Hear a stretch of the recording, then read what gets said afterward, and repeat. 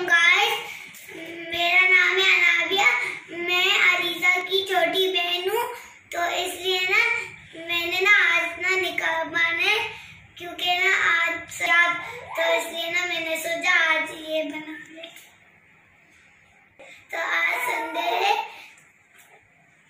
ہے نا، میرا بھائی بھی، چھوٹا بھائی بھی کہہ رہا تھا کچھ پتہ نہیں کیا کہہ رہا تھا، پھر میں نے بھیج دیا.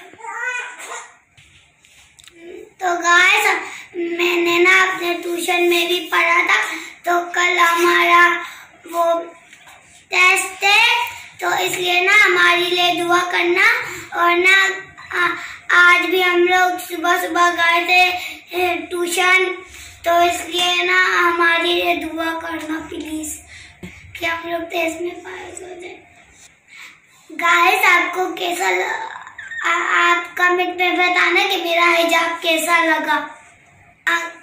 تو گائز میں اسے ایکسائٹیڈ ہوں کہ نا روزے آنے والے، اس لیے میں نے دوسرے روزے میں بھی 2 رکھے تھے، تو اس لیے میری بہن میں 5 رکھے تھے، تو میری مما نے کہا آپ 2 رکھ لو، آپ بچی ہو تو اس لیے.